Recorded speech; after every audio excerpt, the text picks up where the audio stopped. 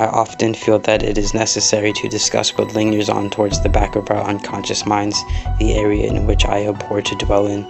Here you will find uncertainty in your unattended potential, the unattended potential which hasn't yet come to existence and implores to see the light of day. You may ask how this is possible. I believe everyone in this room, breathing the air that they breathe, is connected to non-existence. Non-existence isn't always the same thing as death. Non-existence isn't always the same thing as death. What is non-existent enters the threshold of existence when light penetrates the photoreceptor cells of your retina, through the optic nerve, through the occipital lobe, which is the back part of your brain, and finally to different areas of the brain. The images you sense with your eyes are then interpreted by your past experiences. The Wernicke's area in the brain comprehends language. You know the symbols that you learn that depend on where your body was physically located in the world when you were a child. After your brain comprehends language, the message of symbols inscribed in your brain cells travel to the frontal lobe, and you start to think about the meaning of symbols. At this time, you may frown or you may smile. The point is that your outside world rows its phenomenal boat on your stream of consciousness and creates itself endlessly as your subjective experience. Weird things start to happen when you start looking inwards and introspect.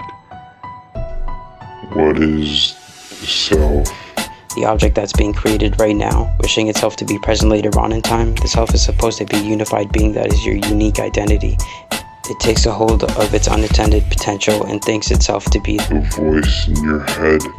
It becomes the passenger on the boat that is afloat on its own stream of consciousness. Consciousness is always consciousness of an object. Be careful of what you concentrate on, because your unattended potential can turn malignant if you make the wrong choices. The decisions you make based on the costs of obtaining rewards. When the festering unattended potential of yours comes into existence with a wicked grin, you forget about the costs of rewards. The possibilities then feel endless and without boundaries. You feel the weightlessness of non-existence, like the non-existence of God perhaps, giving you the freedom to create yourself without divine intervention, without divine watch. All is permitted, but somehow things are still not allowed. You then look to social institutions that surround you, banks, businesses, schools, and families. And you start thinking to yourself, have these things, along with my inner dispositions, made me who I am today? Do I have a say in who I've become, or is the deciding force objectively out there in the world, untethered from my present self, and emerging out of my actions? What good are my choices if the non-existence of my free will bears tremendous weight on my back? Maybe if I define my free will as being real, the consequences of my thinking could make it feel that way. No, that's not good enough. Why can't I bring myself to accept reality for what it is? I feel so helpless in a world where the Reaper's existence is more certain than God's is. What good is my unattended potential if it's destined to be forgotten? They say you die when you're no longer thought of. Will my existence suffice as being present when my great-great-great-great-great-grandson or granddaughter thinks of his or her lineage? No, that's also not good enough. Why must I have a self? Why must I have a self? Why can't my unattended potential come into time the way water does without it being aware of its transition from ice, yet still being subject to the outside world through temperature? Are my surroundings my temperature? Am I a self over ice cube? I might as well be. I beat that ice cube that doesn't make it to the orifice of your cup and lands gracefully on the floor, only to be kicked underneath your refrigerator. I think Dostoevsky was right when he said consciousness is a disease. I can't stop looking inwards and towards the back of my mind, looking at my nascent potential and letting out relentless sighs. What am I to do with you?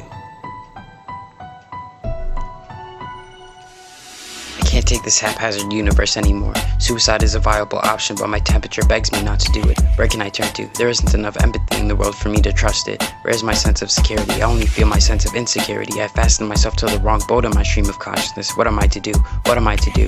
What if I die in my early 30s the way my uncle did of a heart attack? What if these annoying fucking conspiracy theories complaining about the world ending by the impact of a comet turn out to be right one day?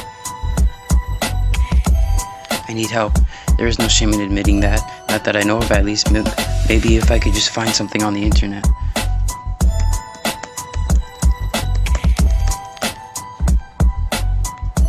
Cut the music. Cut the fucking music. One of our deepest longings is for safety. We search for it through money, exercise, a good diet, a sound reputation, insurance, seatbelts, love. And yet we remain always horribly vulnerable. A tiny blood clot and we're gone. A small slip and our reputation's destroyed. A moment of inattention on the road and we're dead. a few temptations, and relationships shatter. We remain subject to a constant array of random accidents, meteorites far above and malignant cells deep within. We don't have enough information to make wise choices over a lifetime. We can hold back the chaos for a while, but entropy, erosion and destruction will win out in the end. The calm of a sunny morning, the money you're saving, the house you feel you own, the friendships you lay claim to, the relationship you think is beyond question, none of these promise lasting safety. We are all, always, desperately vulnerable. Our grasp on life therefore needs to be loose, grateful, and ready for the worst. Our imaginations no strangers to the full range of scenarios. We should also have a small dark space in our minds where we acknowledge just how perilous everything we are and do really is. We should in this space be solemn and awestruck by the dangers we're up against. And when we can manage it, before the small, everyday apocalypses that do all of us in eventually, we should struggle to be kind and cheerful.